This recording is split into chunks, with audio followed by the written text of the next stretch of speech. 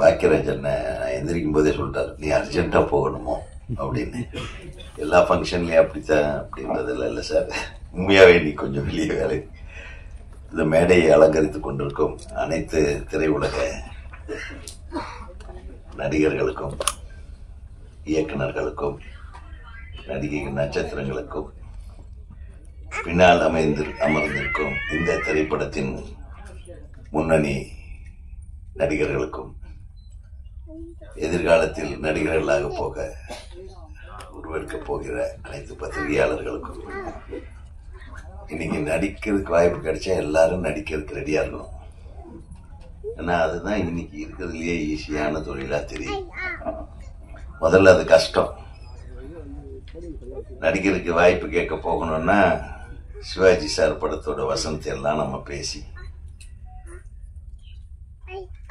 ஒவ்வொரு நடிகர்கள் மாதிரியும் நம்ம நடிச்சு காட்டி ரொம்ப சிரமப்பட்டு ஒரு இடத்த பிடிச்சி ஒரு சீன் நடிக்கிறதுக்கே அவ்வளவு டெஸ்ட் மேல டெஸ்ட் பண்ணுவாங்க. இன்னைக்கு சர்வசாதாரணமா எல்லாருமே நடிச்சுட்டு தான் இருக்கிறோம். அப்படியே இறங்கிட வேண்டியதான் காலத்துல. ஆக இது என்னுடைய குடும்ப விழான்னு சொல்லலாம். ஏன்னா எனக்கு அசிஸ்டன்ட் தரணி, தரணிக்கு அசிஸ்டன்ட் பேரரசு, பேரரசுக்கு அசிஸ்டன்ட் சதாசிவம். ஸோ என் கொள்ளு பேரனோட படம் அப்படின்னு சொல்லி எவ்வளவு அழகா இருக்கு. இப்படிதான் இருக்கணும் சினிமா. ஃபிலிம் இண்டஸ்ட்ரியில எப்படி இயக்குனர் இமயம் பாரதி ராஜா, பாக்கியராஜன், அதுக்கப்புறம் பார்த்திபன், பாண்டியராஜன் அப்படின்னு அவங்க கொள்ளு பேரனுக்கும் கொள்ளு பேரன் எடுத்துட்டு உட்காந்துருக்கிற மிகப்பெரிய தாத்தா. இந்த மாதிரி தாத்தாக்களாக இங்கே நாங்கள் எல்லாம் கலந்து கொண்டிருக்கும் இந்த இஎம்ஐ, இது உண்மையிலுமே சதாசிவத்துக்கு ஃபர்ஸ்ட் இஎம்ஐ சக்சஸ் ஆயிருன்னு நினைக்கிறேன். எந்த டெபிட்டும் இல்லாம அவர் சொன்னார், ப்ரொடியூசர் அழகா சொன்னார், இஎம்ஐ கட்ட முடியாம கெட்டவனும் உண்டு, இஎம்ஐ கட்டி தப்பிச்சு வாழ்ந்தவனும் உண்டு. ரெண்டு விதமா நீ இஎம்ஐ சொன்ன. எக்ஸ்ட்ராடினரி மணி இன்ட்ரெஸ்ட், அதுல போய் மாட்டினான்னா அவன் காலி. ஈஸி மணி இன்ட்ரெஸ்ட்ல மாட்டினான்னா அவன் தப்பிச்சிருவான். ஸோ இஎம்ஐங்கிறது ஒரு நல்ல விஷயம். ஒரு நல்ல பேங்க்ல போய் கரெக்டான வட்டியில் இஎம்ஐ கட்டிட்டு வந்தோம்னா நம்ம அகலக்கால் வைக்காம நம்ம தகுதிக்கேற்ப கடனை வாங்குபவர்கள் தப்பித்துக் கொள்ளலாம். நம்ம தகுதியை மீறி கடன் வாங்கினோம்னா தான் கண்ணாமொழி திருகி, கண்ணு பிதுங்கி, நாக்கு தள்ளி மற்ற விஷயமெல்லாம் நடக்கும். என்ன தயாரிப்பாளர் சார், உங்களுக்கு இந்த இஎம்ஐ கண்டிப்பா அறுவடை ஆயிடணும். ஏன்னா அந்த படத்துல எல்லா விஷயத்தையும் டைரக்டர், நடிகர் நம்ம சதா, இங்க சதா ரொம்ப நல்லா பண்ணியிருக்காரு. அவருக்கு ஒரு மிக பெரிய கைத்தட்டல். ஏன்னா ரொம்ப ஈஸியா பார்த்திருக்காரு. பாவம் அலைஞ்சிருப்பாரு போட்டு, யார் பின்னாடி அலைஞ்சு வேஸ்ட், எல்லாம் அவ்வளவு இவ்வளவு சம்பளம் கேட்கறாங்க. முதல்ல அந்த காலத்துல நடிகர்கள் நடிப்புல மட்டும்தான் இன்ட்ரெஸ்ட் காட்டினாங்க. பாக்கியராஜன் எங்க ஊர்ல தான் ஷூட்டிங், மேட்டுப்பாளையத்துல அந்த சந்தில உட்கார்ந்துட்டு அந்த சந்திலேயே படத்தை முடிச்சுட்டாரு. எவ்வளவு சிம்பிளா, எவ்வளவு அருமையா, எவ்வளவு உணர்வு கலைநயம் மிக்க ஒரு காதல் கதைய எவ்வளவு அற்புதமா, ஒரே ஊர்ல ஒரே தெருதான் மேக்சிமம் அந்த படத்துல. எதுக்கால வீடு, அதே தெருவுல ஒரு ஹீரோ வருவான், இவர் லவ் பண்ற பொண்ணு. அந்த அந்த இதெல்லாம் பாத்தீங்கன்னா நம்மளுடைய லவ் ஸ்டோரிய பாக்குற மாதிரி இருக்கும். அந்த யதார்த்த சினிமாக்கள் இன்னைக்கு இல்லாம போச்சு. இன்னைக்குதான் நான் ஒரு ஆடியோ ரிலீஸ்க்கு போறேன்னு என் ஃப்ரெண்ட் ஒருத்தர்கிட்ட சொன்னேன். போன்ல என்ன அர்ஜென்டா பார்க்கணும்னு சொன்னாரு. என்னங்க ஆடியோ ரிலீஸ்? அவர் ரொம்ப கோவிச்சுக்கிட்டாரு. இஎம்ஐன்னு ஒரு படம். சரிங்க, இப்ப எல்லாம் எங்கீங்க தமிழ் படம்? முதல்ல எல்லாம் வெளிமாநிலத்திலிருந்து நடிகர்கள் நடிக்கிறதுக்கு தமிழ் படத்தில் நடிக்கணும், அதுதான் எங்களுடைய மிகப்பெரிய எய்ம்னு சொல்லுவாங்க. ஒரு ஹிந்தியிலிருந்து ஒரு ஹீரோயின் வந்து தமிழ்ல நடிக்கிறத ஒரு பெருமையா நினைப்பாங்க. தமிழ் படம் எடுக்கிறத ஒரு பெருமையா நினைச்ச ப்ரொடியூசர்கள் இருக்காங்க. தெலுங்கு ப்ரொடியூசர்கள் நிறைய பேர் மலையாளம், கர்நாடகால இருந்தெல்லாம் வந்து தமிழ் சினிமா எடுத்திருக்காங்க. இன்னைக்கு இருக்கிறதுலயே 5வது இடத்துல 6வது இடத்துல இருக்கிறது தமிழ் சினிமா. இன்னைக்கெல்லாம் தெலுங்கு சினிமா நம்பர் 1 இருக்கு, மலையாள சினிமா நம்பர் 2 இருக்கு, கர்நாடகா சினிமாவும் நல்லா இருக்கு. இதுக்கு காரணம் யாரு? கிரியேட்டருக்கு இங்க இருக்காங்க, இல்லாம இல்லை. சரியான தயாரிப்பாளர்கள் இல்லை. சரியானவர்களை தேர்ந்தெடுக்கக்கூடிய தயாரிப்பு நிறுவனங்கள் எல்லாம் இப்போ அவங்க பூட்டு போட்டிட்டு வீட்டுக்கு போயிட்டாங்க. பெரிய பெரிய தயாரிப்பு நிறுவனங்கள் எல்லாம் இன்று படம் எடுக்கக்கூடாது என்ற முடிவோடு இருக்கிறார்கள். ஏனென்றால் முதல்ல படம் எடுத்தா ஈஸியா வியாபாரம் ஆயிடும்.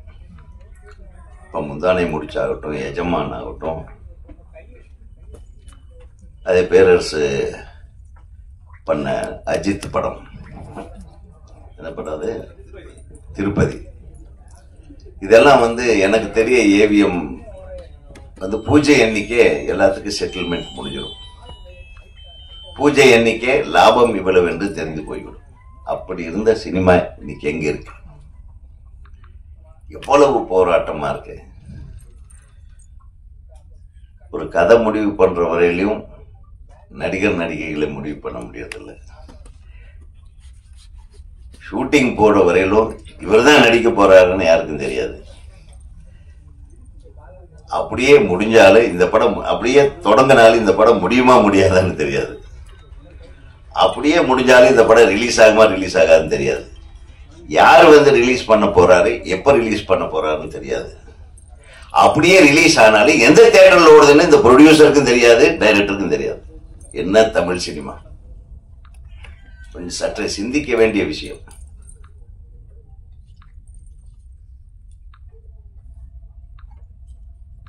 நம்ம தமிழ் இயக்குநர்களிடம் இல்லாத அறிவும் புத்திசாலித்தனமும் வேற யாருக்கிட்டையும் கிடையாது.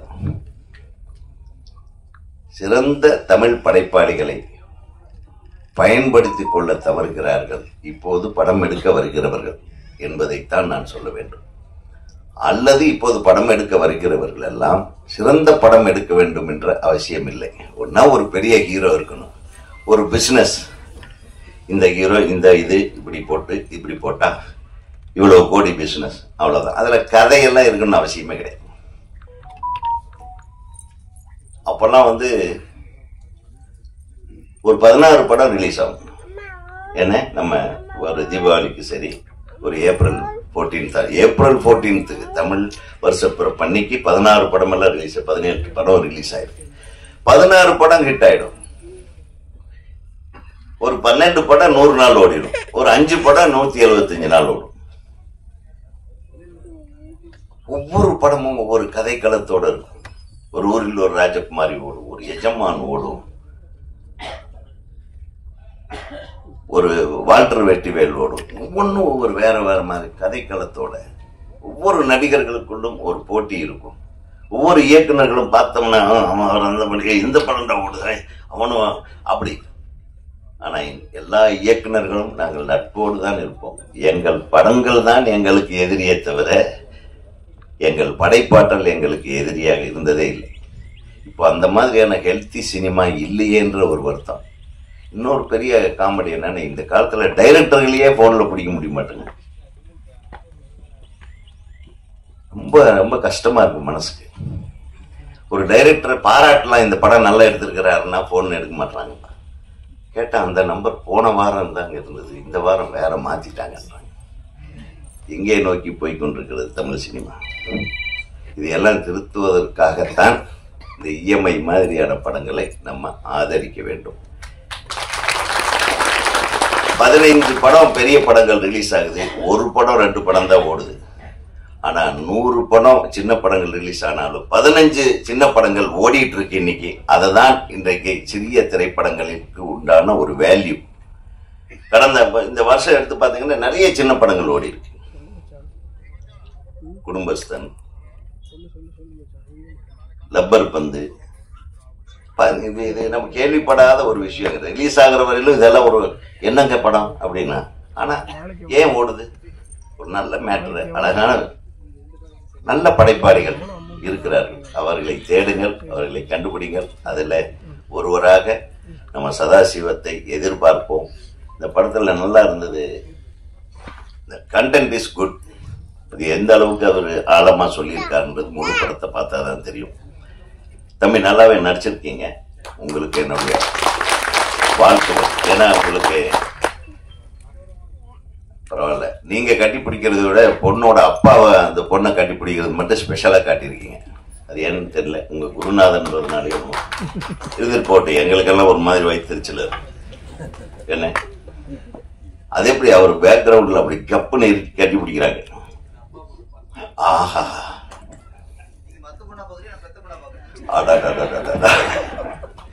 ஸோ பேரரசுக்கு, எங்கள் சங்க செயலாளருக்கு, இயக்குனர் சங்க செயலாளரை ஒரு மிகச்சிறந்த அப்பாவாக உருவாக்கிய உங்களுக்கு எனது மனமார்ந்த வாழ்த்துக்கள். குழந்தை வித்தம் இந்த அப்பா ஒரு கொடி கட்டுகிற ஒரு அப்பாவாக, என்ன அப்பான்னு மட்டும் அடிக்கடி சொல்லாதீங்கன்னு சொல்லி அனுப்பிச்சாரு என்ன. சரி, சித்தப்பாவாக, அதாவது ஒரு மிகப்பெரிய திறமைசாலி பேரரசு. ஏன்னா அந்த திறமையில ஒரு பாதியாவது இவருக்கு இருக்குமான்னு பார்த்தா அவரை விட மிஞ்சிருவார் போருக்கு சிஷ்யன். அந்த ஒரு பாட்டே போதும், பேரரசை வச்சு எழுந்த மாதிரி ஒரு பாட்டு எழுதிக்கிறார் பாருங்க. அஸ்கு புஸ்கு ரிஸ்கு ரஸ்கு.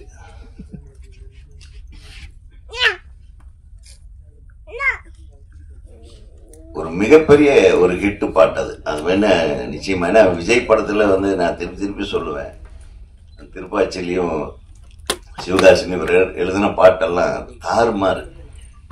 நம்ம அப்ப கூட நம்ம ரொம்ப ஸ்பீடா இருக்கடா, ஒன்றும் புரியலையே அப்படின்னு சொல்லி கேட்போம். ஆனா இன்னைக்கு அதுதான் இன்னைக்கு வர்ற படங்க. அதாவது அர்த்தத்தோடு இருந்தது அவர் எழுதுனது. இப்ப என்ன எழுதுறாங்கன்னே தெரிய மாட்டேங்குது. ஆனா திரும்பவும் அவரை நீங்க அருமையான பாடலை எழுத வைத்தமைக்காக நான் எனது மனமார்ந்த நன்றியை தெரிவித்துக் கொள்கிறேன். ஏன்னா தம்பிக்கு நிறைய டேலண்ட் இருக்கு.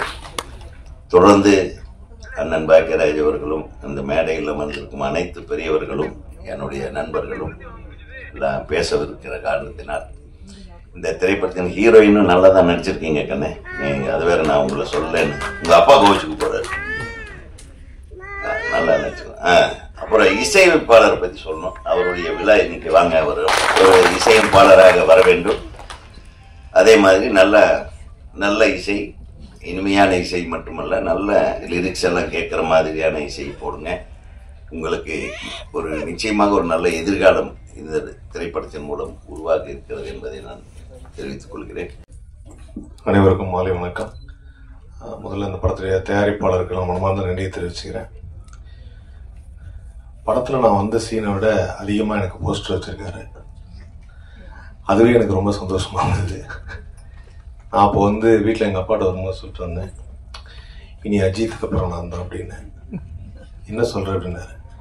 அவரும் வருஷத்துக்கு ஒன்று தான் பண்ணுறாரு, நானும் வருஷத்துக்கு ஒரு படம் தான் பண்ணுறேன். என்ன ஒரு படம் ஃபுல்லாக வருவார், நான் படத்தில் ஒரு 2-3 சீன் தான் வருவேன் அப்படின்னு. ஸோ அந்த ஒரு அருமையான வாய்ப்பு சதாசிவம் சார். இது கொஞ்ச நேரத்தில் உதயகுமார் நான் பேசும்போது ஃபங்க்ஷன் மாதிரி வந்துட்டோமோ, இது இயக்குனர் சங்க விழாவும் நினைச்சிட்டேன். ஏன்னா எல்லாம் வரிசையா மாபெரும் இயக்குனர்கள், அவங்களுக்குள்ள இருக்கிற அந்த சின்ன சின்ன விஷயங்களை ரொம்ப அழகா பேசி, பேரரசு சார படத்துல கூட ஹீரோயின் கொஞ்ச நேரம் தான் அப்பான்னு சொல்லியிருப்பாங்க. உதயகுமார் சார் ஒரு 5-6 வாட்டி சொல்லிட்டாருங்கிற வருத்தத்தில் இருக்காரு பேரரசு சார். ஸோ எனக்கு இந்த விழா ரொம்ப சிறப்பான ஒரு விழா. அவர் சொன்ன மாதிரி இன்னைக்கு நிறைய படங்கள் ரிலீஸ் ஆகாம இருக்குங்கிறது உங்க எல்லாருக்குமே தெரியும். ஸோ இந்த மாதிரி படங்களை நம்ம ஆதரவு கொடுக்கணும், என்கரேஜ் பண்ணணுங்கிறதும். ஸோ அதுக்காக இங்க வந்திருக்கக்கூடிய இயக்குநர்கள், திரைக்கதையின் பிதா திரு கே பாக்யராஜ் அவர்களும், ஆக்ஷன் பட இயக்குனர் பேரரசு அவர்களும், ஆக்ஷன் படத்தில் மற்றும் ஒரு சிறப்பான இயக்குனர் ஏ வெங்கடேஷ் அவர்களுக்கும், எஸ் ஆர் பிரபாகரன் அவர்களுக்கும், பி எல் தேனப்பன் அவர்களுக்கும், தேவயானி மேம் அவர்களுக்கும் மற்றும் இங்கு அமர்ந்திருக்கும் நடிகர்கள் எல்லாருக்கும் நான் நன்றியை தெரிவிச்சுக்கிறேன். ஸோ இந்த படத்துடைய மியூசிக் டைரக்டர் பாட்டு போடும்போது நான் அவரை பார்க்கல, இன்னைக்கு தான் பார்த்தேன். மீண்டும் வள்ளுவர் பிறந்து வந்தது போல ஒரு அருமையான ஒரு கெட்டப்ல இருக்காரு. இது வரைக்கும் நீளமா முடி வச்சாங்க, ஆனா இப்ப முடி வச்சு மேல கொண்டை போட்டு அழகா இருக்காரு. ஸோ யாருக்காவது வள்ளுவர் பத்தி படம் எடுக்கணும், டாக்குமெண்ட் எடுக்கணும்னா தயவு செய்து அவரை அணுகவும். இளம் வயதில் வள்ளுவர் இப்படித்தான் இருந்தார் அப்படின்னு சொல்றதுக்கு ஒரு வாய்ப்பு இருக்கு. சொல்ல முடியாது, இன்ஸ்டாகிராம்ல அந்த வீடியோவை போட்டு இதுதான் வள்ளுவரின் சிறிய வயது புகைப்படம் கூட போடுவாங்க, அதுவும் நம்ம பார்த்து லைக்கும் போடுவோம். ஸோ அதனால அந்த மாதிரி ஒரு அற்புதமான வாய்ப்பு அவருக்கு இருக்கு. அண்ட் இந்த படத்து மூலியமா நயன்தாராக்கு பிறகு இனிமே எனக்கு பட்டம் வேண்டாம் அப்படின்னு சொல்றேன். பிளாக் பாண்டி இனி அவரை பாண்டி என்றே அழைக்கணும் அப்படின்னு சொல்லியிருக்காரு. எனக்கு இந்த பட்டமெல்லாம் வேணாம், என்னுடைய பெயரே நல்ல பெயர் அப்படின்னு இருக்காரு. அதனால அவர் இனிமே பாண்டின்னு தான் நீங்க சொல்லணும். பாண்டி நல்ல டான்ஸ் எல்லாம் ஆடி நமது தளபதி விஜய் இல்லாத குறைய தீப்பாரு அப்படின்னு தெரியுது. ஏன்னா அந்த அளவுக்கு ஒரு பர்ஃபார்மன்ஸ் இருக்கு. அண்ட் சதாசிவம் சார் டைரக்டரா படத்தை டைரக்டும் பண்ணிட்டு நடுவில் பினான்சியலா ஹேண்டிலும் பண்ணிட்டு எப்படி இவ்வளவு சிரிச்சிங்கன்னே நினைச்சீங்க அப்படின்னு சொல்லி ஒரு டவுட் எல்லாருக்குமே இருக்கு. ஏன்னா படம் ஃபுல்லாவே ஒரு எல்லா சீன்லுமே ஒரு ஸ்மைலிங்ல இருக்காரு. அதுல எனக்கு தெரிஞ்ச ஒரு இஎம்ஐ கட்டலங்கிற சோகமே 2-3 இடத்துல தான் இருக்கு. மற்ற இடத்துல எல்லாத்துலயுமே அவ்வளவு அழகா ஒரு ஸ்மைலிங் ஃபேஸ் அது.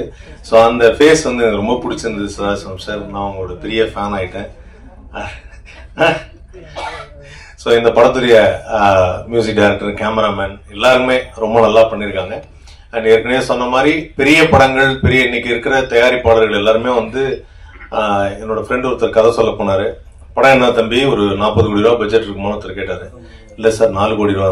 ஏன் 4 கோடி ரூபாய் நான் படம் பண்றதுல பண்ணிட்டாரு. ஸோ அதனால இப்ப இருக்கிற தயாரிப்பாளர்கள் எல்லாருமே 40 கோடிக்கு படம் பண்ணணும், பெரிய லெவல்ல பேசணும், பிசினஸ் அந்த வெளியில 4 பேருக்கு தெரியணும் அப்படின்னு நினைக்கிறாங்க தவிர கண்டென்ட்டுக்கு முக்கியத்துவம் கொடுக்கறது இல்லை அப்படின்னு சொன்னாரு. ரொம்ப சிறப்பான ஒரு விஷயத்த உதயகுமார் சொல்லிட்டு போயிருக்காரு. உண்மைதான். ஆனா ஒரே ஒரு விஷயம் மட்டும் தெளிவா நம்ம எல்லாரும் நம்பணும். லைஃப்ல அட்வான்ஸ் டெக்னாலஜி வரும், லேட்டஸ்ட் ஃபுட்டு வரும், என்ன வேணாலும் வரும், பீஸா வரும், பர்கர் வரும், என்ன வரும். ஆனா எங்க தெருவுல ஒரு ஓரமா ஒரு அம்மா இட்லி சுட்டு இருந்துச்சு. கடந்த 25 வருஷமா அந்த இட்லி மட்டும் தான் சுட்டு வைக்குது. அந்த இட்லியை சாப்பிடறதுக்குன்னு எப்பவுமே வந்துட்டு இருக்காங்க. காரணம் என்னன்னா பசியை போக்குறதுக்கு நம்ம மனசுக்கு பிடிச்சது இட்லி தான். அதனால அங்க என்ன தெரிஞ்சுக்கிட்டோம்னா கான்டென்ட் தான் ரொம்ப முக்கியம். சும்மா கலர் கலரா நம்ம சாயம் போட்டுட்டு பூசிக்கிட்டே இருக்க முடியாது அப்படின்னு. ஸோ அதனால எது புதுசா வந்தாலும் இன்னைக்கு கதை ரொம்ப முக்கியம் அப்படிங்கறத ரொம்ப அழுத்தமா சொல்லிட்டு போயிருக்காரு. கண்டிப்பா அத வருங்காலத்துல வரக்கூடிய திரைப்படங்கள் எல்லாம் பண்ணுவாங்க அப்படிங்கிற நம்பிக்கை இருக்கு. அப்படி வரக்கூடிய திரைப்படங்கள்ல ஒரு வருஷத்துக்கு ஒன்னாவது நான் நடிப்பேன் அப்படிங்கிற நம்பிக்கை எனக்கு இருக்கு. எனக்கு நடிகர் சங்க கார்டு இருக்கு, உறுப்பினர் சார். டப்பிங் யூனியன் கார்டு இருக்கு, உறுப்பினர் சார். அதனால இயக்குனர் சங்கத்தில் சேர வாய்ப்பில்லை சார். ஸோ விரைவில் உறுப்பினராக முழு ஆதாரத்தோடு நான் இருக்கிறேன் என்பதை உங்கள் மத்தியில் நான் தெரிவித்துக் கொள்கிறேன். அதனால அடுத்த வருடம் அடுத்த திரைப்படத்தில் உங்களை சந்திக்கிறேன். நன்றி, வணக்கம். எல்லாருக்கும் வணக்கம். இஎம்ஐ படம் பற்றி சொல்லணும்னா ஒரு அழகான ஒரு கிருஷ்ணகிரியில தான் ஃபுல்லாக நாங்கள் ஷூட் பண்ணியிருந்தோம். ஸோ கொரியோகிராஃபர் சார் சொன்ன மாதிரி இஎம்ஐ நிறைய பேர் அதோட பாசிட்டிவ்ஸும் அனுபவிச்சிருப்பீங்க, நெகட்டிவ்ஸும் அனுபவிச்சிருப்பீங்க. இந்த படம் மெயினாக இஎம்ஐயோட நெகட்டிவ்ஸ் கொஞ்சம் காமிச்சிருக்கோம். ஐ திங்க் இது ஒரு விழிப்புணர்ச்சியாகவே இருக்கும் நிறைய பேருக்கு பார்க்குறப்போ.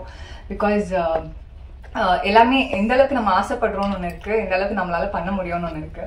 ஸோ இந்த படம் ஆசைப்படலாம், பட் அதுக்கான கொடுக்கலும் அதுல இருக்கணும்ன்றது இந்த படம் சொல்லும். So mostly negatives of EMI இது படம் காமிக்கும். ஸோ உங்களுக்கு தெரிஞ்ச சர்க்கிள்ல யாராச்சும் அவங்க ஃபேமிலி கஷ்டப்படுறாங்க அப்படின்லாம் இருந்துச்சுன்னா இஎம்ஐனால நீங்க இந்த படத்தை போயிட்டு அவங்களுக்கு ஒரு விழிப்புணர்ச்சி கொடுக்கலாம். ஸோ அந்த மாதிரி ஒரு நல்ல படம் இது, நல்ல ஒரு கண்டென்ட். சதாசிவம் சார் எனக்கு இந்த கண்டென்ட் சொல்றப்போ எனக்கு ரொம்ப பிடிச்சிருந்துச்சு. ஸோ அதுக்கு ஏற்ற மாதிரி சாருமே நிறைய ஹார்ட் ஒர்க் போட்டிருக்காரு இந்த படத்துல. ஸோ கண்டிப்பாக உங்கள் ஃபேமிலி அண்ட் ஃப்ரெண்ட்ஸ் எல்லாரையும் கூட்டிகிட்டு போயிட்டு இந்த படத்தை பாருங்கள், சப்போர்ட் பண்ணுங்கள். And thank you to all the media people வந்து எங்கள் படத்தை எங்களோட ஆடியோ லான்ச்க்கு வந்து சப்போர்ட் பண்ணதுக்கு. அண்ட் இவ்வளோ எஸ்டீம் கெஸ்ட்டுக்கு நடுவில் உட்காந்து நினச்சா ஐ எம் ஸோ கிரேட்ஃபுல். நான் ஆக்சுவலி ஒரு பெரிய ஃபேன் வந்துட்டு பாக்யராஜ் சாரோட ஃபேன், பேரரசு சாரோட ஃபேன் அண்ட் தேவயானி மேம் எல்லாருக்கும் பயங்கரமான ஃபேன். அண்ட் பேரரசு சார் வந்து எனக்கு அப்பாவாக நடிச்சது வந்துட்டு I feel so blessed for that. And இந்த ஆப்பர்ச்சுனிட்டி கொடுத்ததுக்கு Sadasivam sir thank you so much. And producer sir thank you so much. Full support. Thank you. அன்பு உறவுகளுக்கு இந்த பிளாக் பாண்டியன் பணிவான வணக்கங்கள். எத்தனை பேருக்கு இந்த இஎம்ஐ கனெக்ட் ஆகிருக்குங்கிறது கண்டிப்பாக இங்கே இருக்க எல்லாருமே வந்து இஎம்ஐ வாங்கியிருப்பீங்கன்னு ஒரு பெரிய நம்பிக்கை இருக்குது. கை தூக்கலாமா? அப்போ யாருமே இஎம்ஐ இல்லைண்ணா. எனக்கு இந்த படம் எப்படின்னா பல இஎம்ஐ கட்டுறதுக்கு ஹெல்ப் பண்ணிச்சு. அதுக்கு மலையன் சார் தேங்க்ஸ் சொல்கிறேன். இல்லை, பொதுவாக ஒரு படத்துக்கு பேமெண்ட் வாங்குறது இருக்குல்ல, அது சான்ஸை வாங்குறத விட பெரிய கஷ்டம். இந்த சான்ஸ் கூட ஈஸியாக கிடச்சிரும். ஆனால் இந்த பேமெண்ட் வாங்குறதுக்கு பாருங்க, நானும் இந்த 26 வருஷமாக நடிச்சிட்டு இருக்கேன். சைல்டு ஆர்டிஸ்ட்லேருந்து தயாரிக்கிற எல்லாருமே நாங்கள் படம் பண்ணுறோம், நீங்கள் சம்பளத்தை எவ்வளோ வாங்கிக்கணும்னு சொல்லுவாங்க. ஆனால் முழுசாக கொடுக்கறது ஒரு சில பேர் பட்டு தான். அதில் எங்களுடைய ப்ரொடியூசர் மலையன் சாருக்கு ரொம்ப நன்றி. அது யாரையும் குறை சொல்கிறதுக்கே கிடையாது. முதல்ல முக்கியமாக என்னுடைய திரை கடவுளுக்கு மேடையில் இருக்கக்கூடிய தெய்வங்களுக்கு ரொம்ப நன்றி. எங்களை ஒரு படத்தை வந்து சப்போர்ட் பண்ணுறதுக்கு முன்னாடி நிற்கிற எங்களுடைய, ஏன்னா இந்த பொறுப்பு எல்லாருக்குமே இருக்கும்னு நினைக்கிறேன். சார் இதை நான் பேசலாமான்னு தெரியாது, உதயகுமார் சார் சொல்லிட்டு போயிட்டாங்க. நிறைய இடத்துல பேசணும்னு ஆளுங்க இருக்கும். ப்ரெஸ் முன்னாடி எப்படி பேசுறது, ஒன்று சொன்னால் எதாவது, இப்போ நான் நிறைய ப்ரெஸ்ஸில் பேசும்போது பார்த்தீங்கன்னா எதாவது ஒன்று சொல்லியிருப்போம், அதை மாற்றி சொல்லி போட்டுற மாதிரி ஒரு ஃபீல் இருக்குது. ஏன்னா நிறைய பேர் முன்னாடி வந்து ஏதாவது சொல்லிட்டோம்னா எதாவது மாற்றி சொன்னால் முன்னாடி ஒருத்தர் எழுதி அது வாய்ப்பு கிடைக்கும். இப்போ எழுதுறதுக்கோ எதையோ ஒன்று போட்டு மாற்றி தான் சொல்கிறாங்க. சமீபத்தில் ஒரு இன்டர்வியூவில் நான் பேசாத ஒரு விஷயத்த சொல்லி ஒருத்தர் ஒரு 10-20 கால் எனக்கு ஃபோன் பண்ணுறதுக்கு ஆச்சு. ஏன்னா நெகட்டிவாக போட்டால் தான் உங்களை பார்க்குறாங்கன்னு சொல்லி ஃபோனில் சொல்கிறாங்க. அந்த மாதிரிலாம் இருக்குது. ஸோ எப்படி ஒரு இயக்குநர்களுக்கும் தயாரிப்பாளருக்கும் ஒரு படத்தை திரையுலகத்தை சரியாக வழிநடத்துறதுக்கு ஒரு முக்கிய பங்கு இருக்கோ, நம்முடைய பத்திரிகையாளரும் உங்கள் பாதம் தொட்டு கேட்டுக்கிறேன், உங்களுக்கும் அந்த பங்கு இருக்குது. பார்த்து எழுதுங்க, பார்த்து செய்யுங்க. உதயகுமார் சார் சொல்லிட்டு போனாங்க. எனக்கு இப்போ கூட பேரரசன் என்ற ஒரு ரெக்வஸ்ட் மாதிரி தான் கேட்டேன், வேண்டுகோள், ஒரு ஆதங்கம் தான். ஏன்னா இதுக்கு முன்னாடி ஒரு படம் நடிச்சிருந்தேன். 40 படங்கள் கிட்டத்தட்ட வெளியே வர வேண்டிய போராட்டங்கள் இருக்குது. அதில் ஒவ்வொரு படமும் வரும்போது எனக்கு ஒரு திருவிழாவாக ஃபீல் ஆகுது. ஒரு ப்ரொடியூசர் நடித்த எனக்கு சம்பளம் வாங்கின எனக்கே எவ்வளோ இருக்குன்னா, அந்த படத்தை தயாரித்த தயாரிப்பாளர்களுக்கு எவ்வளோ பெயின் இருக்கும், எவ்வளோ கனவுகள் இருக்கும், டைரக்டருக்கு எவ்வளோ விஷயங்கள் இருக்கும்னு ஆசையாக இருக்கும். அவங்க எப்படியாவது இந்த படத்தை வெளியே கொண்டு வந்துடணுமே அப்படின்ட்டு. நிறைய பேர் கேட்பாங்க, பாண்டி என்ன சமயத்தில் நடிக்கலையானவங்க. ஐயோ நடிச்சுக்கிட்டு தாங்க இருக்கேன், படங்கள் தயாரிப்பாளர்கள் வெளியே கொண்டு வரணும். அந்த ஆப்ளிகேஷனை இப்பயும் இயக்குனர் சங்கத்துக்கு முன்னாடி வைக்கிறேன். ஏன்னா தயாரிப்பாளர்களும் இயக்குனரும் சேர்ந்து மட்டும்தான் இந்த இண்டஸ்ட்ரியை காக்க முடியும். மற்ற எல்லாருமே வேலை பார்க்குறவங்க தான். ஏன்னா கிரியேட்டர்ஸ் அவங்க தான். ஒருத்தர் கிரியேட்டர் நம்பி ஒருத்தவங்க பணம் போடுறாங்க. அந்த ப்ரொடியூசருக்கு உண்மையிலே சொல்கிறேன் சார், ரிலீஸ் பண்ணுறதுக்கு வழிகள் இல்லாமல் ரொம்ப கஷ்டப்படுறாங்க சார். ஒவ்வொரு ப்ரொடியூசர்ஸுமே முடிச்சிடுறாங்க. இப்போ புது தயாரிப்பாளர் இருக்காங்க. நம்ம தயாரிப்பாளரும் இயக்குனர் சங்கமும் சேர்ந்து ஒரு கமிட்டி ஒன்று ஃபார்ம் பண்ணி ஒரு படத்தை எப்படி ப்ராப்பராக ரிலீஸ் பண்ணலாம், ஒரு ப்ரெஸ் மீட் இப்படி ஒரு இந்த வழியில் இத்தனை தியேட்டர்ஸ் ரிலீஸ் பண்ணலாம். ஏன்னா கிட்டத்தட்ட 25 லட்ச ரூபா அந்த தயாரிப்பாளர் இழந்திருக்காங்க. தனிப்பட்டவங்க போங்க சார், இண்டஸ்ட்ரி வேணாம் சார் அப்படின்னு அந்த ப்ரொடியூசர் போயிட்டாரு. ஸோ அந்த மாதிரி எந்த தயாரிப்பாளருக்கும் நடக்கக்கூடாது. நீங்கள் நினச்சிங்கன்னா இந்த கமிட்டியை கரெக்டாக ஃபாலோ பண்ணி அவங்களுக்கு அந்த படத்தின் மூலிமா ஒரு பெரிய வருவாய் எடுத்து ஒரு சங்கத்துக்கு வருமானம் வரதுக்கு கூட செஞ்சிங்கன்னா கைட் பண்ணுறதுக்கு இங்கே ஆள் இல்லை சார். இந்த வழியில் ரிலீஸ் பண்ணுங்கள். இத்தனை படங்கள் ரிலீஸ் ஆச்சுன்னா அது சிறு தயாரிப்பாளர்கள் தான் 80% ஆஃப் இண்டஸ்ட்ரியில் எல்லாருக்கும் வேலை கொடுக்கறது. 10% வந்து ஒரு 10 to 20% மட்டும் தான் பெரிய படங்கள் நடக்குது. இப்போ நான் பெரிய படங்கள் நடிச்சிட்டு இருந்தேன். இப்போ பெரிய படத்தில் திருப்பி விஜய் படத்தையே திருப்பி நடிக்க முடியுமானா வாய்ப்பு இல்லை. ஏன்னா இப்போ சார் சொன்ன மாதிரி பார்க்கறதுக்கு கூட ஃபோன் பண்ணுறதுக்கு கூட வழிகள் இல்லாமல் இருக்குது. ஒரு இயக்குனரையோ தயாரிப்பாளையோ ரீச் பண்ணுறதுக்கு ரொம்பவே கஷ்டமாக இருக்குது. ஸோ அப்போ ஒரு முக்கியமான விஷயம் என்னன்னா, இது எல்லாத்தையும் அணுகக்கூடிய இது கிடையாது. எங்கேயோ ஒரு ஓட்டை இருக்குது. அது யாரையும் தவறு கிடையாது. தயாரிப்பாளர் தப்பு கிடையாது, இயக்குநர்கள் தப்பு கிடையாது, டெக்னீஷியன்ஸ் தப்பு கிடையாது, பத்திரிகையாளர் தப்பு கிடையாது, யாருமே தப்பு கிடையாது. ஆனால் எங்கேயோ ஒரு ஈகோன்ற ஒரு ஓட்டை இருக்குது. அதை அடைச்சு அதை கண்டுபிடிச்சி அதுக்கு ஒரு சரியான தீர்வு எடுத்தீங்கன்னா சரியா இருக்கும். இதில் நடிகர் சங்கமும் இணைஞ்சு செய்யணும்னு ஒரு வேண்டுகோள் வைக்கிறேன். என் வயசுக்கு மீறிய ஒரு வார்த்தை தான். ஆனால் நிறைய படங்கள் நிறைய தயாரிப்பாளர் பின்னாடி கஷ்டப்பட்டுட்டு இருக்காங்கன்னு ஒரு வழியில தான் இந்த விஷயத்தை பதிவு பண்ணுறேன். அதனால இன்னொன்று சதாசிவம் சாரை பற்றி சொல்லி ஆகணும். இப்போ 3 நாள் முன்னாடி வரைக்கும் சார் இந்த படத்துக்கு நம்ம ப்ரமோஷன் பண்ண சார், என்ன விதத்தில் சொல்லுங்கள் சார், எல்லா இடத்துலையும் கூட நிற்போம், என்ன வழியில் போவோம், காலேஜாக போவோம், எங்கே போனாலும் போகலாம், எத்தனை பேரை பார்க்கணும் சொல்லுங்கள், உங்களுக்கு கூட நிற்கிறோம். ஏன்னா அப்படி ஒரு டீம் ஒரு கோடைரக்டர் சார்லாம் இருக்காரு, Kumar sir, Francis sir, cameraman, அப்படி ஒரு டீம். ஒரு பிளானிங் வந்து அப்படி ஒரு இதுல மிஸ் ஆனதே கிடையாது. அப்படிப்பட்ட டீம் இந்த படத்துல. இப்ப ப்ரொடியூசர் வெளியே கூட சொன்னார், சார் இந்த படம் சக்சஸ் ஆகுது சார், வரிசையா 10 ப்ரொடியூசர் நான் உள்ள கொண்டு வரேன் சார் சொன்னார். அப்படிப்பட்ட ப்ரொடியூசர் ஜெயிக்கணும் அப்படின்ற ஆதங்கத்தோட தான் பேசுறேன். அதில் யாரும் தவறா இருக்கு மன்னிச்சுக்கங்க. நம்மளுடைய சதாசிவம் சாரை பத்தி சொல்லி ஆகணும். நான் ஆட்டோகிராஃப் படத்துல சேரன் சாருடைய சின்ன வயசு ஃப்ரெண்டா நடிச்சிருப்பேன். அந்த படத்துல வந்து சேரன் சார் வந்து மிகப்பெரிய கஷ்டப்பட்டார். அவர் மாதிரி ஒரு திரைக்கலைஞர் மேபி கஷ்டப்பட்டு தான் நான் பார்த்து சொல்றேன். அப்போ ஷூட்டிங் நடிச்சுட்டே இருப்போம், திடீர்னு ஒரு கடங்காரங்க வருவாங்க, ஷூட்டிங் பேக்கப் ஆகிடும். மனசு ரொம்ப கஷ்டமா இருக்கும், ஐயோ ஷூட்டிங் வந்துட்டோம். ஏன்னா எல்லாருமே சாப்பிடுவாங்க. திடீர்னு பார்த்தா ஒரு ஃபோன் வரும், எல்லாம் கிளம்புங்க ரூமுக்கு. திடீர்னு வாடகை கொடுக்க முடியாது. இல்லை ஒவ்வொரு அசிங்கங்களையும் பட்டு அவர் சேரன் நான் பார்ப்பேன், அண்ணன் என்னென்னு சொல்லும்போது இல்லடா பார்த்துக்கலாம்டா இதெல்லாம் கடந்து போகணுண்டான்னு சொல்லிட்டே இருப்பாரு. அப்படி ஒரு சேரன் ஆட்டோகிராஃப்ன்ற ஒரு படம், அந்த படம் வெற்றி அடைஞ்சு எப்பேற்பட்ட ஒரு வெற்றி அந்த இயக்குனருக்கு கிடைச்சுன்னா, இந்த சினிமா யாரையும் கைவிடாதுன்றது பெரிய நம்பிக்கையை கொண்ட ஒரு இடம் தான் அந்த ஆட்டோகிராஃபுடைய வெற்றி. அதே சேரன் வெற்றி அடைஞ்சதுக்கப்புறம் அந்த அந்த ஒரு விஷயமும் பார்க்கும் பொழுது அவருடைய வளர்ச்சியில் ரொம்ப சந்தோஷப்பட்டேன். அது மாதிரி நடிச்சுக்கிட்டே ஆதவன் சொன்னார், இந்த மாதிரி நடிச்சுக்கிட்டே இருக்கும்போது திடீர்னு ஃபினான்ஸ் போகிறேன். ஏன்னா ப்ரொடியூசர் சொன்னோம், ப்ரொடியூசரும் அவரும் ஃப்ரெண்ட்ஸ். அவர் சொன்னார், யாரோ ஒருத்தனை போய் நான் ஹீரோ ஆக்குறதுக்கு என் நண்பன் நீ ஆகடா, அந்த காசு வந்தாலும் சரி வரலாலும் சரின்னு சொல்லிட்டு அவருக்கு ஒரு பெரிய ஹோப் கொடுத்த ஒரு ப்ரொடியூசருக்கு தயவுசெய்து ஒரு கைத்தட்டு. ஏன்னா பணத்தை தாண்டி அவங்களோட கிரியேட்டிவிட்டிக்காக அவர் செஞ்ச இந்த ஒரு மிகப்பெரிய ஒரு முன்னெடுத்தல் இத்தனை பேரை வாழ வச்சிருக்கு. இங்கே உழைச்சி அத்தனை பேருக்கும் இஎம்ஐ கட்டுறதுக்கு கண்டிப்பாக யூஸ்ஃபுல்லாக இருந்திருக்கும். ஸோ இன்னொன்று என்னன்னா, முக்கியமாக என்னுடைய ஆதவன் ஐயாவை பற்றி சொல்லி ஆகணும். ஆதவன் ஐயா வந்து நாட்டிலே இருக்கிறது இல்லை, நாட்டில் இருந்தால் தானே ஷூட்டிங் கூப்பிடுவாங்க. இவர் எப்போ பார்த்தாலும் யூஎஸ் போயிடுறாரு. உண்மையை சொல்லுங்க, யூஎஸ் தானே போறீங்க, யூஎஸ்ல போயிட்டு நல்லா சம்பாதிக்கிறாரு. எனக்கு பாருங்க, இப்ப கேட்கும் கூட என்னை கூப்பிடாங்க, வருஷத்துக்கு ஒரு படம் தான் பண்ணுவேன்னு சொல்லிட்டு போயிட்டாரு. மறைமுகமா வாய்ப்பு கொடுக்காதீங்கன்னு சொல்லிட்டாரு. ஐயா இருக்க எங்களை மட்டும் செய்தியே வச்சு அதனால இது சொல்லிட்டு போயிட்டாரு. ஆனா உண்மையிலேயே அவர் பாதி நேரம் யூஎஸ்ல தான் இருக்காரு. நான் தான் அடுத்த வாட்டி எங்கேயும் கூட்டு போங்க, நான் பாடுவேன், டான்ஸ் ஆடுவேன், நல்லா ஏதாவது பண்ணுவேன், ஜிம்மிக்கு பண்ணேன், நடிக்கிறதுக்கு வந்துட்டோம், என்னவே செய்யலாம் நீங்க சொல்லுங்க அப்படின்னு சொல்லிட்டு அவர்கிட்ட சொல்லியிருக்கேன். அது ஐயா யூஎஸ் போங்க, கூட்டு போங்க, ரொம்ப சந்தோஷம். பெரியவர்கள் எல்லாரும் வயசுல மீது எல்லாருமே இருக்கீங்க. இது வந்து ஒரு முழுக்க ஒரு மனக்குமுறல்கள் தான். நிறைய தயாரிப்பாளர்களை வாழ வைக்கிறதுக்கு நாங்கள் பிளாக் பாண்டி போய் நின்று ஒரு விஷயம் செய்ய முடியாது. இங்கே இருக்க திரை ஜாம்பவான்கள் A Venkatesh sir, Prabhakaran sir, Bhagyaraj sir, Perarasan, Devayani ma'am எல்லாருமே சேர்ந்து ஏதாவது ஒரு பெரியவங்க இருக்கீங்க, எங்களுக்கு முன்னாடி இருக்கக்கூடியவங்க இருக்கீங்க. ஏதாவது ஒரு வழி செய்யுங்க, நல்லபடியா இருக்கட்டும். இந்த படம் நல்ல வெற்றி அடையணும், பெரிய லெவலில் வெற்றி அடையணும். எங்க ப்ரொடியூசருக்கு நிறைய காசை இந்த இயற்கையும் இறை சக்தியும் கொடுக்கணும்னு நான் கேட்டுக்கிறேன். தொடர்ந்து நீங்க படம் பண்ணணும் சார். அதுல எல்லாரும் எங்களை மாதிரி கலைஞர் எல்லாருக்கும் வாய்ப்பு கொடுங்க, இயக்குநர்களை உருவாக்குங்க. இன்னொரு விஷயம் சொல்லணும்னு நினைச்சேன், லைக்கா நீங்க மூடப்பட்டதுன்னு 2 நாள் முன்னாடி ஃபீல் ஆச்சு. ஐயோ இவ்வளவு பெரிய நிறுவனம் மூடிட்டாங்க சார். அவங்க ஒரு 30 படம் பண்ணியிருப்பாங்க, ஆனா அந்த காசுக்கு ஒரு 500 டைரக்டர் இந்த படத்துல உருவாக்கி விட்டுக்கலாமே சார். 500 படத்துல 400 படம் ஹிட் ஆயிருந்தாலே இந்த கம்பெனி இன்னும் வேர்ல்டு ஃபுல்லா பேசப்பட்டிருக்கணும்னு சொல்லி ஆசை வந்துச்சு. ஆனா அது பேச முடியாது. தயவு செய்து என்னை மன்னிச்சிருங்க, ஏதாவது தவறா பேசியிருந்தா. ரொம்ப நன்றி. வாய்ப்பு. மேடையில் வீட்டிற்கும் பாக்யராஜ் சார் வணக்கம், அரவிந்த்ராஜ் சார், வெங்கடேஷ் சார், பேரரசு சார், இஎம்ஐ படத்தோட கதாநாயகி, படத்தோட ப்ரொடியூசர், டைரக்டர், எவ்ரிபடி, இங்க வந்திருக்கும் அனைவருக்கும், பிரஸ், மீடியா எல்லாருக்கும் உங்க தேவயானி ராஜகுமாரின் அன்பான வணக்கம்.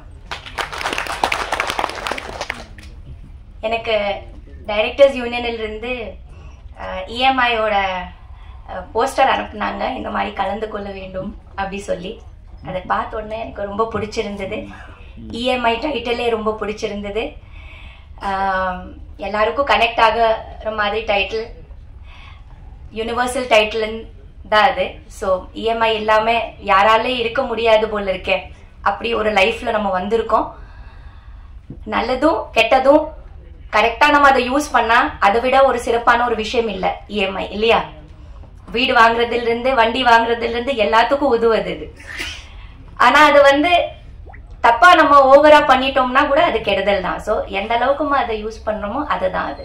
பட் அதை ஒரு விழிப்புணர்வாகவும் ஒரு நல்ல விஷயமாகவும் படத்தில் சொல்லியிருப்பாங்க. ஸோ படத்தோட ப்ரொடியூசருக்கு முதல்ல நம்ம வரவேற்போம். அவர் ஜெயிக்கணும். இந்த காலத்துல படம் பண்ணிட்டு ரிலீஸ் பண்றது, எந்த காலத்திலயும் படம் பண்ணிட்டு ரிலீஸ் பண்றது ரொம்ப பெரிய ஒரு மிகப்பெரிய ஒரு சாதனை. அந்த சாதனையில நீங்க இறங்கியிருக்கீங்க சார், வாழ்த்துக்கள். நீங்க ஜெயிக்கணும். அதுதான் ரொம்ப முக்கியமானது. நம்ம போட்ட காசை நமக்கு திரும்பி வரணும். அதுல இருந்து அட்லீஸ்ட் 10 20 நமக்கு அதிகமா கிடைக்கணும். அந்த மாதிரி ஒரு நல்ல உங்களுக்கு வரணும். And I hope it happens. Yes. So this அதே மாதிரி படத்தோட டைரக்டருக்கு வாழ்த்துக்கள். நாங்கெல்லாம் நடிக்கும் போது டைரக்டர்ஸ் வந்து நமக்கு கதை சொல்லும் போது நடுவில் நாங்கள் கேட்போம், நீங்க யாரோட அசிஸ்டன்ட் அப்படி கேட்போம். ஸோ அந்த மாதிரி நிறைய விக்ரமன் சாரோட அசிஸ்டன்ஸோட ஒர்க் பண்ணியிருக்கேன். KS ரவிக்குமார் சாரோட நிறைய அசிஸ்டன்ஸ் கூட நான் படங்கள் பண்ணியிருக்கேன். சுந்தர் சி சாரோட நிறைய அசிஸ்டன்ஸ் கூட ஒர்க் பண்ணியிருக்கேன். ஸோ நிறைய நல்ல புதிய தயாரிப்பாளர் கூட நான் வந்து ஃபர்ஸ்ட் படம் பண்ணியிருக்கேன். ஸோ அவங்க எல்லாம் வந்து ஒரு ஜெனரேஷன்ஸா வருவாங்க. எந்த ஸ்கூல்ல இருந்து வராங்க. ரொம்ப சந்தோஷம். பேரரசு சாரோட ஸ்கூல்ல இருந்து வந்திருக்கீங்க, வாழ்த்துக்கள். இந்த படத்துல ஒர்க் பண்ண Tanya, all the best to you. And படத்தில் நடிச்ச ஆதவன் சார், நிறைய இன்னும் நீங்க நடிக்கணும். உங்க ஸ்பீச் ரொம்ப அருமையா இருந்தது. இன்னும் வருஷத்துல 2-3 படங்கள் பண்ணுங்க சார். அஜித் குமார் சார் மாதிரி இருக்காதீங்க. We want you to see more. And Pandi, you also. I think I worked with you long back, இல்லையா? சேர்ந்து ஒர்க் பண்ணிருக்கோம் நம்ம. So you should work more. And everybody, and the hero of the today's function, you look so cute. So all the best to you. I hope this film is a grand success. நான் miss பண்ணிட்டேன், I'm sorry. Audio கொஞ்சம் means trailer பார்க்கறதுக்கு கொஞ்சம் late ஆயிடுச்சு. But anyway ரொம்ப நல்லா இருக்கும்னு நினைக்கிறேன். இதுல ஒர்க் பண்ற எல்லாருக்கும், ஃபுல் டீமுக்கு என்னோட வாழ்த்துக்கள். நிறைய சக்சஸ், பெரிய சக்சஸ் ஆகணும். கைக்குட்டை ராணி. ஓகே, எப்பவுமே லைஃப்ல ஏதாவது நம்ம புதுசா பண்ணணும், நம்மளே டிஸ்கவர் பண்ணணும், புதுசா ஏதாவது செஞ்சுட்டே இருக்கணும், ஒரு ஓடுற நதி போல இருக்கணும்னு எனக்கு எப்பவுமே தோணும். ஒரே இடத்துல நம்ம இருந்தா அப்படியே ஸ்டாக்னன்ட் தண்ணி மாதிரி ஆயிடுவோம் அப்படின்னு நினைக்கிறவனா, புதுசா ஏதாவது நம்ம டிஸ்கவர் பண்ணணும். நமக்குள்ள இருக்கிற எவ்வளவு டேலண்ட்ஸ் இருக்குது, அதை நம்ம ஏதாவது வகையில கொண்டு வரணும்னு நினைச்சிட்டு கைக்குட்டை ராணின்னு ஒரு சின்ன குறும்படமை நான் டைரக்ஷன் பண்ணேன். இந்த படம் வந்து இதே பிரசாத்ல வந்து பிரசாத் மல்டிமீடியால வந்து ஒரு சின்ன கோர்ஸ் எடுத்து டைரக்ஷன் கோர்ஸ்ல சேர்ந்து ஒரு 15 வீக்ஸோட டைரக்ஷன் ஷார்ட் டேர்ம் டைரக்ஷன் கோர்ஸ்ல சேர்ந்து இங்க படிச்சு கடைசியில அந்த படிப்போட முடிக்கிற நேரத்துல வந்து நாம வந்து ஷார்ட் பிலிம் எடுக்கணும். அதுல வந்து எங்கூட 8 பசங்க படிச்சாங்க. All were boys. I was the only girl and the most senior. So ரொம்ப ஒரு பியூட்டிஃபுல்லான ஒரு எக்ஸ்பீரியன்ஸா இருந்தது. அண்ட் வேலிடேட்டரி ஃபங்க்ஷனும் இங்கேதான் நடந்தது. சர்டிபிகேட் கூட இங்கேதான் நான் வாங்கினேன். பிரசாத் இவ்வளோ பெரிய இன்ஸ்டிடியூஷன்ல படிக்கிறது எவ்வளோ எனக்கு ஒரு சந்தோஷம், எவ்வளோ எனக்கு பெருமைன்னு சொல்றதுக்கு வார்த்தை இல்லை. இதே ஸ்கிரீன்ல என்னோட கைக்குட்டை ராணியை வந்து ஷோ போட்டாங்க. ஸோ ஒரு சின்ன குறும்படம் எடுத்திருக்கேன். ரொம்ப கியூட்டான ஒரு ஃபில்ம். இந்த ஃபில்ம் வந்து ஜெய்ப்பூர் ஃபிலிம் ஃபெஸ்டிவல்ல இப்போ ஜனவரி மாசத்தில் நடந்தது. அதுக்கு பெஸ்ட் சில்ட்ரன்ஸ் அவார்டு கிடைச்சது. அதுக்கப்புறம் சென்னை ஷார்ட் பிலிம் ஃபெஸ்டிவல்ல கூட நாமினேட் ஆச்சு. டெல்லி பிலிம் ஃபெஸ்டிவல்ல கூட நாமினேட் ஆச்சு. அதே மாதிரி நிறைய பிலிம் ஃபெஸ்டிவல்ஸ்க்கு அனுப்பியிருக்கேன். பார்க்கலாம். ஸோ இதுதான் என்னோட இது. ரொம்ப கியூட்டான ஒரு சின்ன நீங்க எல்லாம் பாப்பீங்க. மெல்ல நான் ரிலீஸ் பண்ணிடுவேன். Thank you so much. அதுக்கப்புறம் நாங்க ஸ்டூடெண்ட்ஸ் தான் எடுத்தோம் அந்த படம். அதில் ஒர்க் பண்ண எல்லாரும் நாங்க ஸ்டூடெண்ட்ஸ் தான். என்னோட அசிஸ்டன்ஸும் பிரசாதோட ஸ்டூடெண்ட்ஸ் தான். டிஓபி கூட பிரசாதோட ஸ்டூடெண்ட் தான். So we as a team we made the film Kaikuttai Rani. இதுல best part and the most beautiful part of the film is that the music is by Isaignani Ilaiyaraaja sir. நான் போய் அவருக்கு வந்து சொன்னதும் கதை சொன்னதும் சாருக்கு, அதே மாதிரி அந்த கண்டென்ட் காமிச்சதும் உடனே மியூசிக் ஆரம்பிச்சு எனக்கு வந்து மியூசிக் பண்ணிட்டு கொடுத்தாரு Raja sir. So I will be always grateful to Raja sir. And his அதில் வந்து ஒரு அருமையான ஒரு பாட்டு, background music as well as lyrics எல்லாமே ராஜா சார் எனக்கு பண்ணி கொடுத்தாரு. So always thanks to Raja sir. And the editing is by Lenin sir. So he has done the editing of the film. So and Lakshmi Narayanan sir has done the music, mixing of the film, audio mixing. Effects are by Sedu sir. So in the team என்னோட filmல வந்து பெரிய technicians work பண்ணிருக்காங்க. ரொம்ப பெரிய technicians, எல்லாரும் national award winners. ரொம்ப பெரிய technicians work பண்ணியிருக்காங்க. எல்லாரும் எனக்கு ரொம்ப சப்போர்ட் பண்ணாங்க. ஸோ அதுக்கு நான் எப்போவுமே நன்றியோட இருப்பேன். Thank you so much. தேங்க்யூ. எல்லாருக்கும் வணக்கம். 2013 டைரக்டரும் நானும் ஃபஸ்ட்டு ஒரு படம் பண்ணோம். அதுக்கப்புறம் இப்போ மறுபடியும் ஒரு 13-14 வருஷம் கழிச்சு மறுபடியும் சேர்ந்து பண்ணியிருக்கோம். 10 வருஷமாக ஆல்மோஸ்ட் படமே இல்லை. மறுபடியும் கூப்பிட்டு என்னை பண்ணதுக்கு ரொம்ப தேங்க்யூ.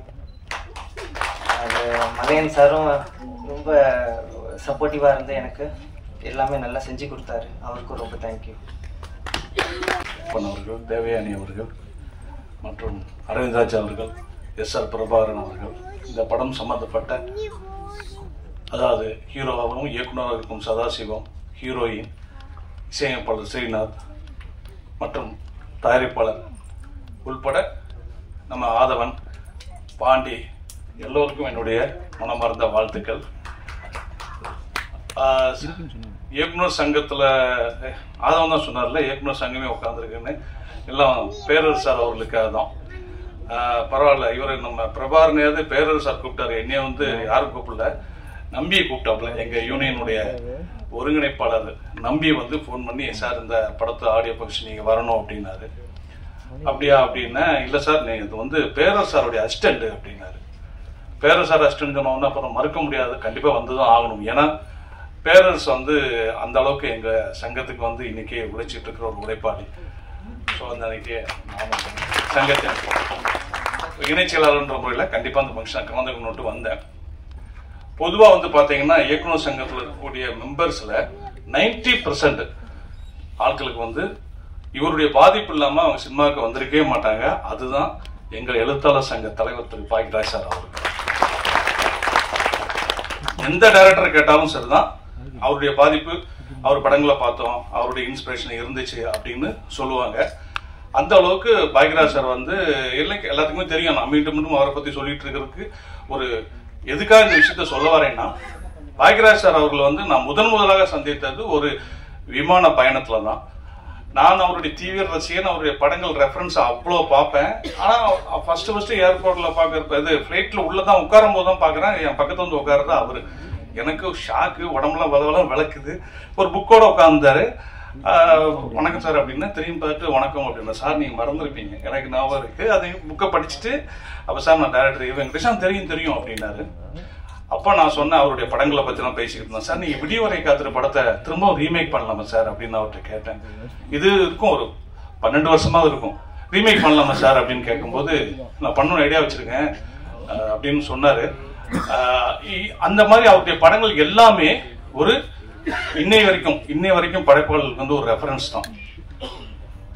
அதே போல எனக்கு ஒரு பெரிய ஒரு ஆதங்கம் என்ன ஒன்று கேட்டீங்கன்னா, ஒரு டாக்டர் பார்த்தீங்கன்னா அவர் ஒரு எக்ஸ்பீரியன்ஸ் டாக்டருங்க அப்படிம்பாங்க. ஒரு பில்டர் கன்ஸ்ட்ரக்ஷன் எடுத்துக்கிட்டீங்கன்னா அவர் ஒரு எக்ஸ்பீரியன்ஸ் கன்ஸ்ட்ரக்டருங்க, அவர் ஒரு எக்ஸ்பீரியன்ஸ் இன்ஜினியருங்க அப்படின்னு எல்லாத்துக்கும் எக்ஸ்பீரியன்ஸ் சொல்லுவாங்க. ஆனா சினிமாவில் மட்டும் குறிப்பா அதுவும் இயக்குநர்களை எக்ஸ்பீரியன்ஸ் ஆயிடுச்சுன்னா ஏதோ அவங்க ஒரு பழைய பீஸ் அப்படின்ற மாதிரியே ஒரு ஃபீல் வந்து எல்லாத்தையும் இருக்குது. தயாரிப்பாளர்கிட்ட இருக்குது, ஹீரோ கிட்ட இருக்குது, எல்லாருக்குமே இருக்குது. இதை நான் குற்றச்சாட்டா சொல்லல, அந்த எக்ஸ்பீரியன்ஸை பயன்படுத்தணும் அப்படின்னு நான் சொல்றேன். இப்போ பாக்கியராஜ் சார் இருக்காருன்னா திரைக்கதையில இன்னை வரைக்கும் அவருடைய கதைகளை ரெஃபரன்ஸ் பண்ணி நிறைய படங்கள் நானே சொல்லுவேன். அவருடைய படங்களையும் இன்னும் இப்போ ரீசெண்டா வந்து ஹிட்டான படங்களையும் ஈஸியா ரெஃபர் பண்ணலாம் திரைக்கதைக்கு. அப்படி அவருடைய திரைக்கதையில வந்து இன்னைக்கும் அவருடைய திரைக்கதையினுடைய பேட்டர்ன் தான் போயிட்டு இருக்குங்கிறதுல எந்த விதமான மாற்று கருத்தும் கிடையாது. வாங்க சினிமாவை பத்தி பேசலாம்னு அவர் சார் ஒரு புக் எழுதியிருந்தாரு. அந்த புக்கை படிச்சீங்கன்னா, அந்த புக்கை படிச்சுட்டு நீங்க திரைக்கதை எழுதிடலாம். அவ்வளவு ஈஸியா திரைக்கதை பத்தி சொல்லியிருப்பாரு. ஒவ்வொரு அத்தியாயமும் ரொம்ப இம்பார்ட்டன்டான ஒரு அத்தியாயம். இப்பதான் அதை ரீபப்ளிஷ் பண்ணியிருக்காங்க அந்த புக்கை.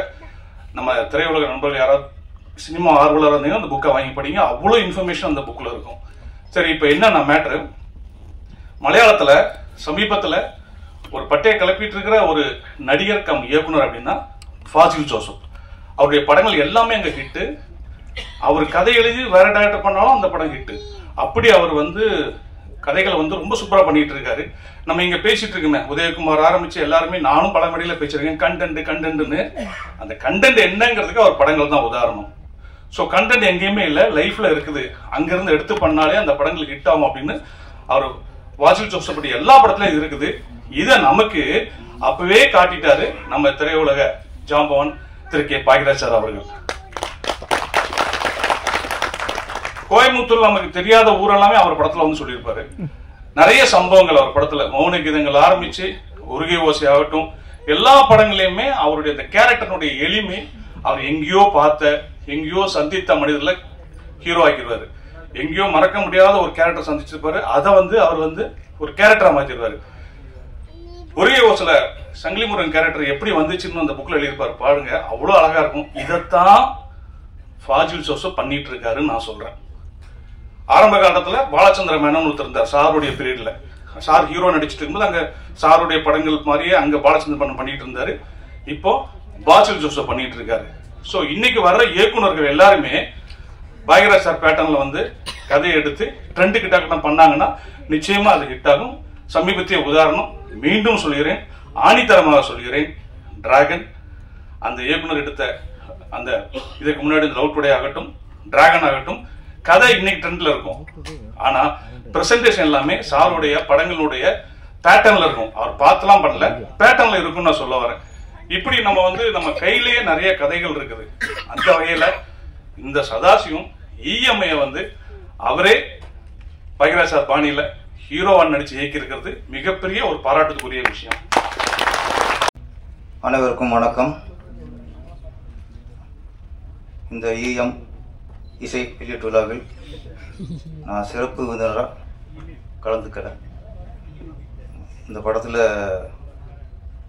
ஒரு பங்கு கொண்ட கலைஞராக தாங்க நான் கலந்துக்கிறேன்.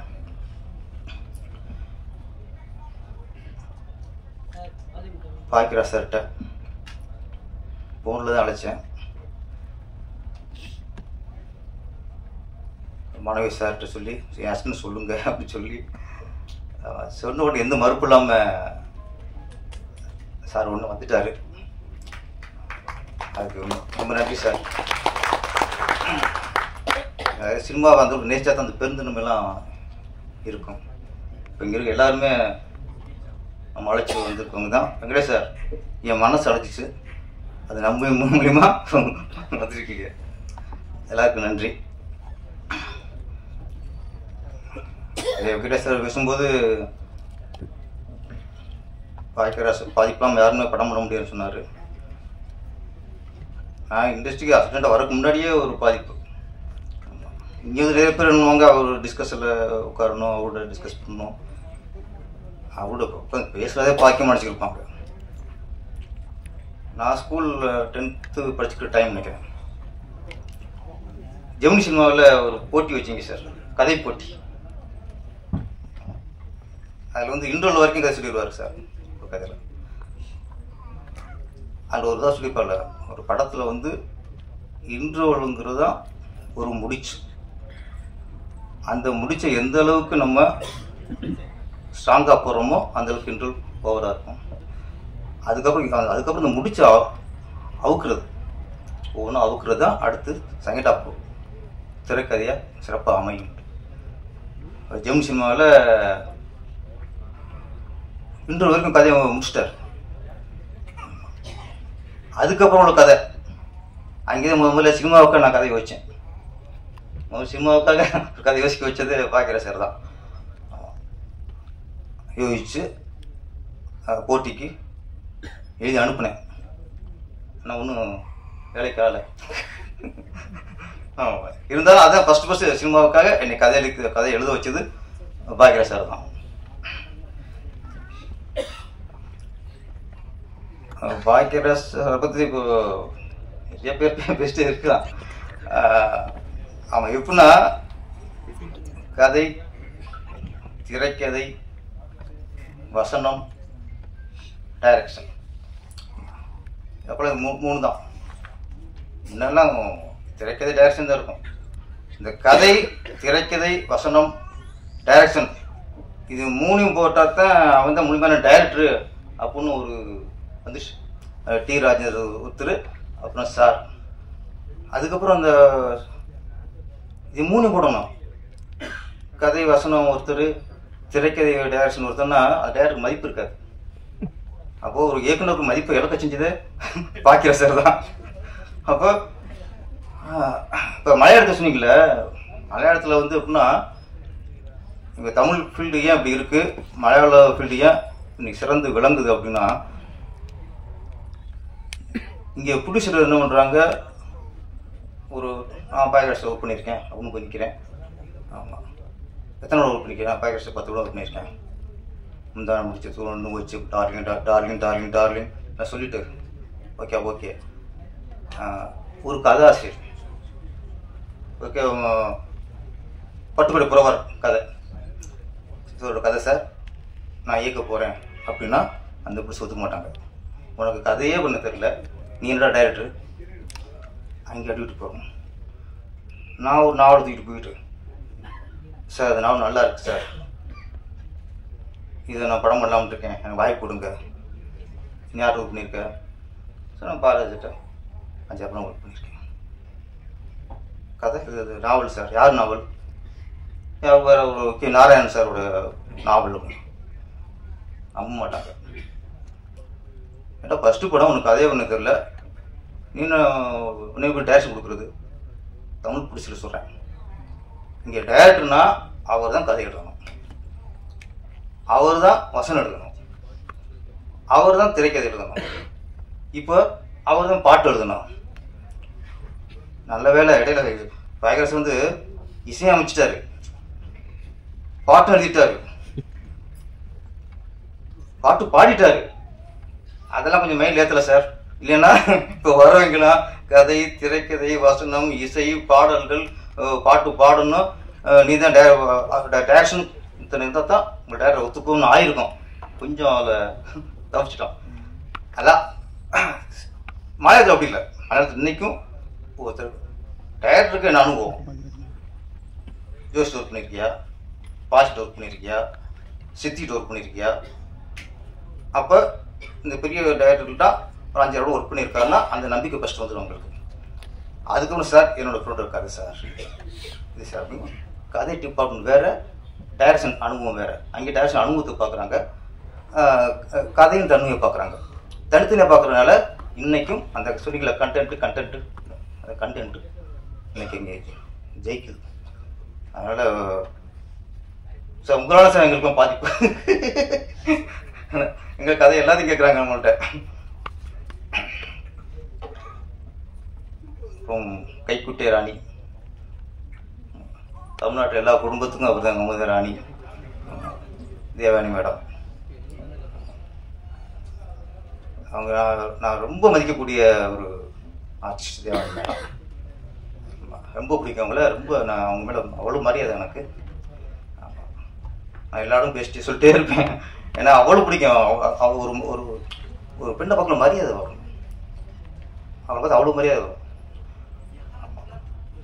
காரணம் இன்னைக்குள்ள நடிகர்களுக்கெல்லாம் அவங்க ஒரு உதாரணம். ஃபஸ்ட்டு ஹோம்லியா நடிக்க ஆரம்பித்து எல்லா குடும்பத்துலேயும் தான் குடும்பத்து பெண்ணாக பார்க்க ஆரம்பித்தாங்க. கடைசி வரைக்கும் அவங்க பண்ண எல்லா படமுமே ஹோம்லி கேரக்டர் தான், குடும்ப பங்கான கேரக்டர் தான். எந்த ஒரு வகையுமே நம்ம ஒரு கவர்ச்சியை காட்டி ஜெயிக்கணும்னு ஒரு துளியோட நினைக்காத ஆட்சி தான் தேவானி அவர்கள். நம்ம சில நடிகர்கள் என்ன பண்ணுறாங்க, குறை சொல்ல ஃபஸ்ட்டு படம் பார்க்கும்போது அவ்வளோ ஹோம்லியாக இருக்காங்க. அந்த ஹோம்லிக்காகத்தான் அந்த ரொம்ப ஹோம்லியாக இருக்காங்க, நம்ம வீட்டு பொண்ணு மாதிரி இருக்காங்க அப்படி இந்த ரசிகர்கள் உருவாகிறாங்க. அந்த குடும்ப பாங்கன தோற்றத்துக்காகத்தான் ரசிகர்கள் உருவாகிறாங்க. அதனால வெற்றி அடைகிறாங்க. ஒரு 4 வெற்றி அடைஞ்சதுக்கப்புறம் அவங்க கவர்ச்சியை காட்டுறதுக்கு ஆர்வம் காட்டிடுறாங்க. ஒன்றே ஒன்று தீர்க்கமாக சொல்லணும், உங்களுடைய குடும்ப பாங்கான தோற்றத்திற்கும் நீங்கள் எடுத்து நடிக்கிற குடும்ப பாங்கான அந்த கேரக்டரையும் கவர்ந்து தான் ஒரு ரசிகர் கூட்டம் வரும்போது நீங்கள் கவர்ச்சியாக நடித்தா அவங்களுக்கு பிடிக்காது, அதை ரசிக்க மாட்டாங்க. அந்த உண்மையை தெரிஞ்சுக்கங்க. நம்ம எங்கள் வீட்டு பொண்ணு மாதிரி பார்க்கும்போது அது கவர்ச்சி கட்டினா எப்படி பிடிக்கும்? அப்போ நீங்கள் குடும்பப்பாமான தோட்டம் உங்களுக்கு இருக்குது, அதனால உங்களுக்கு ரசிகர் உருவாயிருக்காங்க. ஒவ்வொரு குடும்பத்திலையும் அவங்களோட குடும்ப பெண்ணை பார்க்குறாங்கன்னா கடைசி வரைக்கும் காப்பாற்றணும். அப்படி காப்பாற்றி இன்னைக்கு மரியாதைக்குரிய ஒரு பெண்மணியாக திகழ்கிறது தான் தேவயானி அவர்கள்.